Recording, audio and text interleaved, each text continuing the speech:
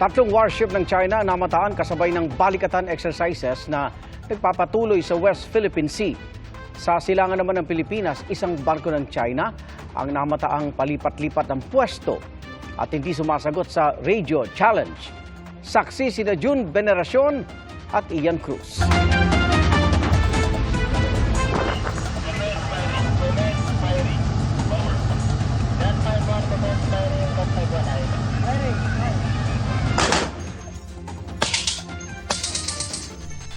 Sa gunnery exercise na ito sa BRP Davao del Sur, isang lobo na tinatawag na killer tomato ang puntirya ng mga heavy machine gun ng magkakaalyado.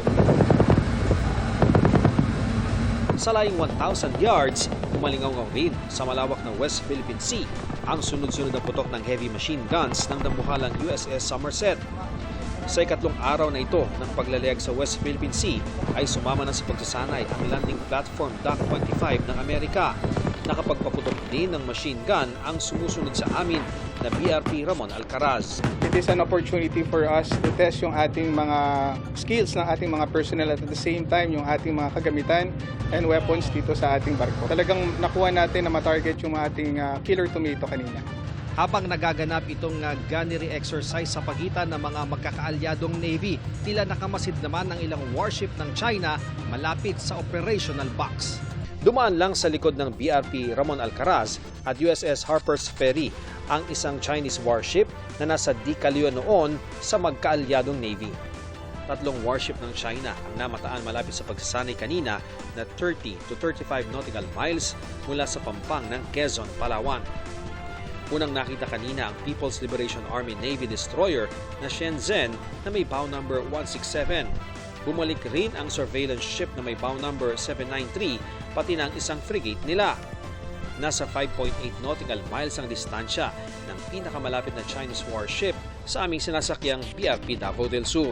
Nagsimulang sumunod ang mga Chinese vessel nang tumawid dito sa West Philippine Sea ang mga barko ng Pilipinas, Amerika at France itong Sabado mula sa Sulu Sea. Never naman tayo na-intimidate as long as we have conducted yung ating exercise na safe. Yun nga, katulad ng sinasabi ko, as long as we are safe.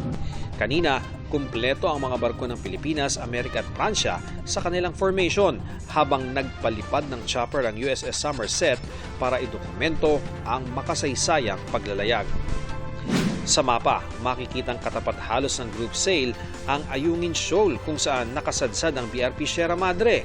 Kalapit naman ang Ayungin Shoal ang panganiban o Mischief Reef na kontrolado ng China kahit pasok sa ating 200 nautical miles na exclusive economic zone. Kasabay naman ng balikatan exercises itong Huwebes. Namataan 60.9 nautical miles silangan ng Rapu-Rapu Albay, ang Chinese flag na research vessel na Shenkuo. Ayon sa PCG, naglayag ito mula sa Shenzhen Port sa China noong April 13. Dumaan daw itong Itbayat at Basco sa Batanes noong April 22. Saka naglayag patimog hanggang 11 nautical miles mula sa Mapanas, Northern Samar noong April 25. Naglayag ito pa norte hanggang sa marating ang dagat na malapit sa Catanduanes. Alas 6 kagabi, na-monitor ito 78 nautical miles northeast ng Mapanas. Nasa northeast na ito ng gamay Northern Samar kaninang umaga. Bukod sa palipat-lipat ng pwesto sa silangan ng Pilipinas na malayo na sa China, hindi rin ito sumasagot sa radio challenge ng AFP. Ang susunod po nating hakbang ay magpadala ng barko para i-intercept at alamin kung anong ginagawa ng barkong yan within our exclusive economic zone. Sa gitna ng ganyang pagpasok ng foreign vessels, napapanahon ang turnover ng mga makabagong kagamitan tulad ng unang Mobile Surveillance Radar System ng Philippine Air Force. Ang TPS P-14ME ay bahagi ng 5.5 billion pesos na defense contract ng Pilipinas sa Japan. It adds our scope of domain awareness, particularly in the aerial domain. It adds eyes. Kumbaga nadadagdagan tayo ng mata. Sa oras na pangangailangan, pwedeng ipadala sa iba't ibang panig ng bansa ang radar system. Sa harap ng umiinit na tensyon sa West Philippine Sea, posibleng doon i-deploy itong Mobile Surveillance Radar System ng Philippine Air Force.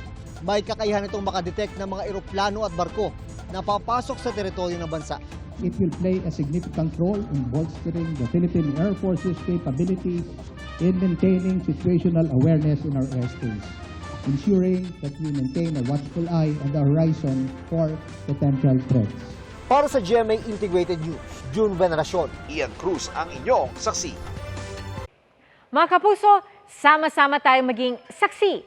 Mag-subscribe sa GMA Integrated News sa YouTube at para sa mga kapuso abroad, samahan niyo kami sa GMA Pinoy TV at sa www.gmanews.tv.